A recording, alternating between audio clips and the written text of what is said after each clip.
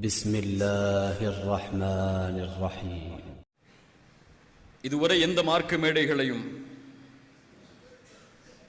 என்னுடைய தனிப்பட்ட வாழ்வை பேசியதற்கு நான் பயன்படுத்தியதில்லை. ஆனால் பயன்படுத்த வேண்டிய சூழ்நிலை இருக்கிறது என்பதை அறிகிறேன்.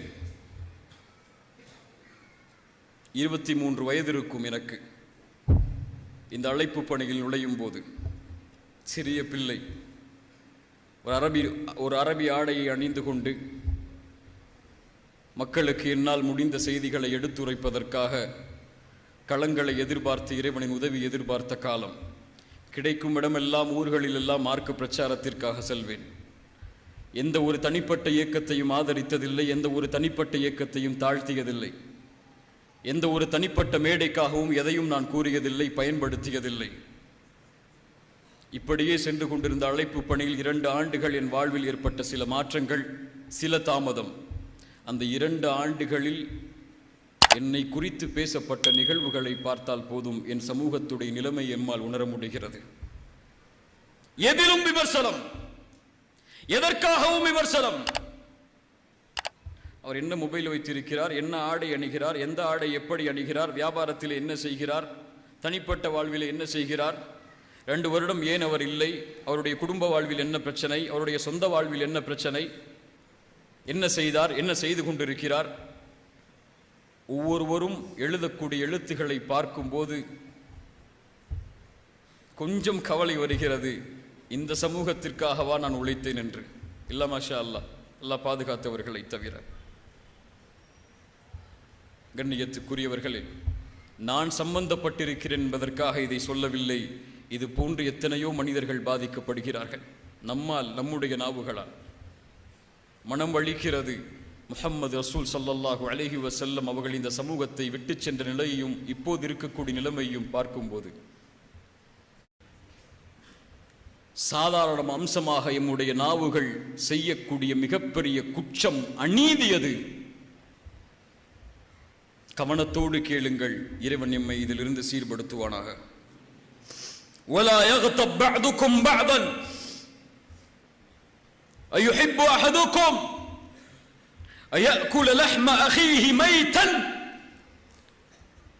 ஒருவரை பற்றி புறம் பேசாதே. உன் சகோதரனின் மாமிசத்தை அறுத்து சாப்பிட விரும்புவாயா? வெறுக்க மாட்டாய்?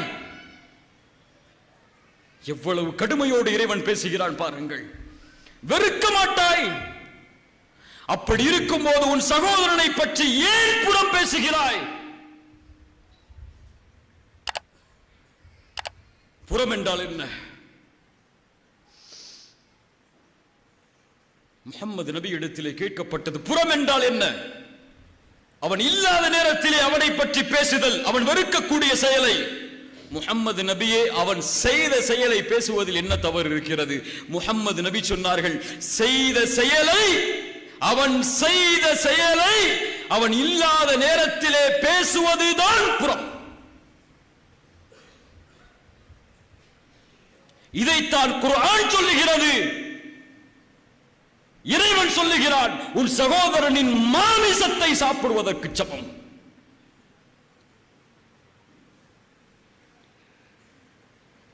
இந்த உலகத்திலே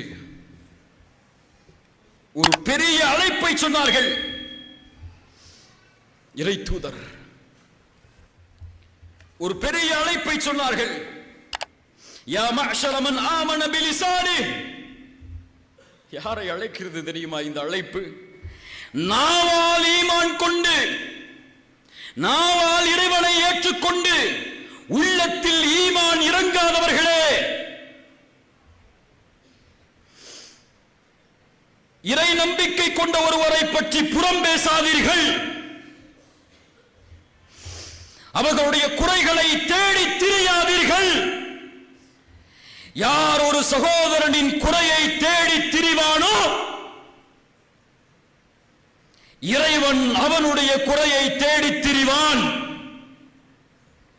அவன் குடும்பத்தார்கள் மத்தியிலேயே இருக்கும் நிலையில் அதை வெளியே கொண்டு வருவான்.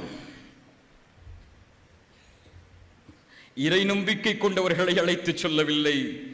இப்படி செய்பவர்கள் நிஃபாக்கை உடையவர்கள், முனாஃபிக்குகள், பாவிகள்.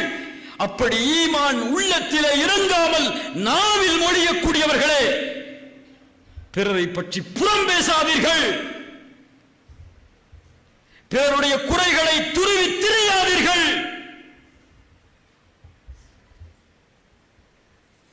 உங்களுடைய நாவால் பிறருடைய மானம் கீழே விழுவதற்கு அனுமதித்து விடாதீர்கள். ஒன்றை சொல்லவா? கஅபா புனிதமானதா இல்லையா? புனிதமானதா இல்லையா? கஅபாவை ஒருவர் சேதப்படுத்துவதை எப்படி பார்ப்போம்? எப்படி பார்ப்போம்? எப்படி பார்ப்போம்? உயிரை இழந்தாவது அதை பாதுகாப்போம். ரசூலுல்லாஹ் முஹம்மது நபி ஒரு முறை தவாஃப் செய்யும் போது கஅபாவை பார்த்து சொன்னார்கள், நீ சுத்தமானவள், உன் நறுமணம் எவ்வளவு உயர்வானது, உன் கண்ணியம் எவ்வளவு உயரமானது. இந்த முஹம்மதின் உயிர் யாரின் கரத்தின் மீது இருக்கிறதோ அவன் மீது சத்தியமிட்டு சொல்கிறேன், உன் கண்ணியத்தை விட இறை நம்பிக்கை கொண்ட ஒரு முஃமினுடைய கண்ணியம் மேலானது. அறிஞர்கள் சொல்லுவார்கள், கஅபாவை ஒரு மனிதன் சேதப்படுத்துவதை விட மோசமான பாவம் ஒரு முஃமினுடைய கண்ணியத்தை பாழாக்குவது.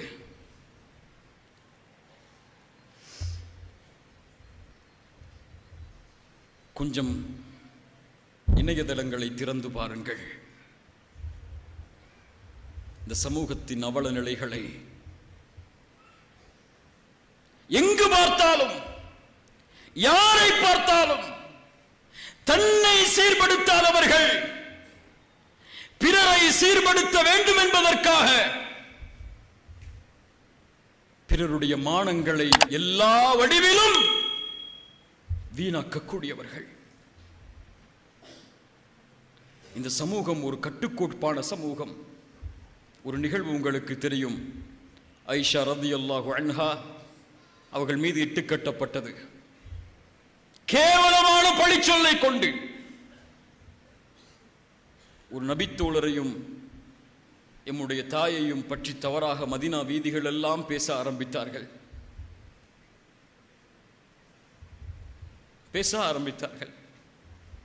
பார்ப்பவர்கள் பார்க்காதவர்கள், கேட்பவர்கள் கேட்காதவர்கள் என எல்லோரும் பேசினார்கள். பேசி தீர்த்து முடித்தாயிற்று.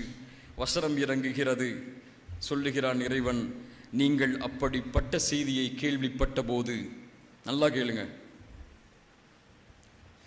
இறை நம்பிக்கை கொண்ட ஆண்களும் பெண்களும் சொல்லி இருக்க வேண்டாமா, நினைத்திருக்க வேண்டாமா, தங்களுக்கு தாங்களே நலவை, தங்களுக்கு தாங்களே நலவை, தங்களுக்கு தாங்களே நலவை நினைத்திருக்க வேண்டாமா என்று ஒரு நபியின் மனைவியை பற்றி பேசும்போது ஏன் இறைவன் சொல்ல வேண்டும்? அவர்களுக்குத்தானே நலவை நினைத்திருக்க வேண்டும் என்று சொல்ல வேண்டும். தங்களுக்கு தாங்களே நலவை அமைத்துக் கொள்ள வேண்டாமா என்று இறைவன் சொல்லுவதுடைய அடிப்படை, இந்த சமூகத்தின் ஒருவருடைய மானத்தை இழப்பது, கீழே கொண்டு வருவது ஒட்டுமொத்த சமூகத்தையும் களங்கப்படுத்துவதற்கு சமம். ஒருவருடைய மானத்தை அழிப்பது சமூகத்தின் மானத்தை அழிப்பதற்கு சமம்.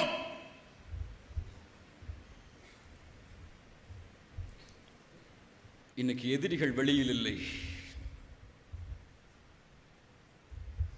எதிரிகள் வெளியில் எல்லாம் இல்லை. எம்மை அழிப்பதற்கு எதிரிகள் தேவையில்லை. நாமே நம்முடைய கரங்களே போதும். இவரை பற்றி அவர், அவரை பற்றி இவர், அவர், அந்த இயக்கத்தை பற்றி இந்த இயக்கம், இந்த இயக்கத்தை பற்றி இந்த இயக்கம், இவர்களுடைய மானத்தை பற்றி அவர்கள் பேசுவார்கள், அவர்களுடைய மானத்தை பற்றி இவர்கள் பேசுவார்கள். இப்படி பேசி பேசி பேசி பேசி சமூகத்தை தலகுனிய வைக்க எல்லோரும் தயார். இல்ல மாஷா அல்லாஹ், அல்லாஹ் பாதுகாத்தவர்களை தவிர. ஒரு மூத்த பத்திரிகையாளரை சந்திக்கும் போது அவர் சொன்னார், உங்கள் சமூகத்துடைய இழிவு என்ன தெரியுமா? சோசியல் மீடியாக்களில் ஒருவரை பற்றி கேள்விப்பட்டால் அதை அப்படியே பரப்பி விடுவதுதான், எல்லோரும் அவரை பற்றி பேசுவதுதான். இதையெல்லாம் உரைகளில் கேட்கும்போது என் சமூகமா அப்படி என்ற நினைவு வரும். ஆனால் வாழ்வில் அனுபவித்த போதுதான் தெரிந்தது, ஆம், என் சமூகம் அப்படித்தான் இருக்கிறது என்று. இதுவரை எந்த மார்க்க மேடைகளையும் என்னுடைய தனிப்பட்ட வாழ்வை பேசியதற்கு நான் பயன்படுத்தியதில்லை. ஆனால் பயன்படுத்த வேண்டிய சூழ்நிலை இருக்கிறது என்பதை அறிகிறேன். 23 வயது இருக்கும் எனக்கு.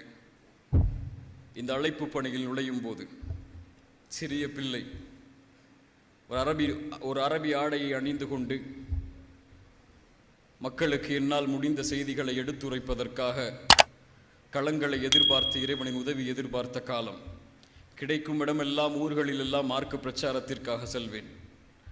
எந்த ஒரு தனிப்பட்ட இயக்கத்தையும் ஆதரித்ததில்லை, எந்த ஒரு தனிப்பட்ட இயக்கத்தையும் தாழ்த்தியதில்லை, எந்த ஒரு தனிப்பட்ட மேடைக்காகவும் எதையும் நான் கூறியதில்லை, பயன்படுத்தியதில்லை. இப்படியே சென்று கொண்டிருந்த அழைப்பு பணியில் 2 ஆண்டுகள் என் வாழ்வில் ஏற்பட்ட சில மாற்றங்கள், சில தாமதம். அந்த 2 ஆண்டுகளில் என்னை குறித்து பேசப்பட்ட நிகழ்வுகளை பார்த்தால் போதும் என் சமூகத்துடைய நிலைமை எம்மால் உணர முடிகிறது. எதிலும் விமர்சனம், எதற்காகவும் விமர்சனம். அவர் என்ன மொபைல் வைத்திருக்கிறார், என்ன ஆடை அணிகிறார், எந்த ஆடை எப்படி அணிகிறார், வியாபாரத்தில் என்ன செய்கிறார், தனிப்பட்ட வாழ்வில் என்ன செய்கிறார், 2 வருடம் ஏன் அவர் இல்லை, அவருடைய குடும்ப வாழ்வில் என்ன பிரச்சனை, அவருடைய சொந்த வாழ்வில் என்ன பிரச்சனை, என்ன செய்தார், என்ன செய்து கொண்டிருக்கிறார்.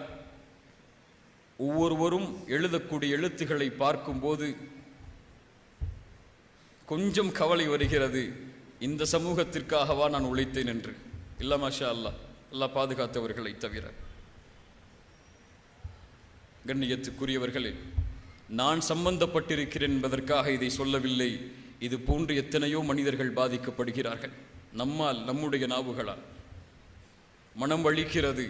முஹம்மது ரசூல் ஸல்லல்லாஹு அலைஹி வஸல்லம் அவர்கள் இந்த சமூகத்தை விட்டு சென்ற நிலையையும் இப்போது இருக்கக்கூடிய நிலைமையும் பார்க்கும்போது ஒரு நிகழ்வை சொல்கிறேன்.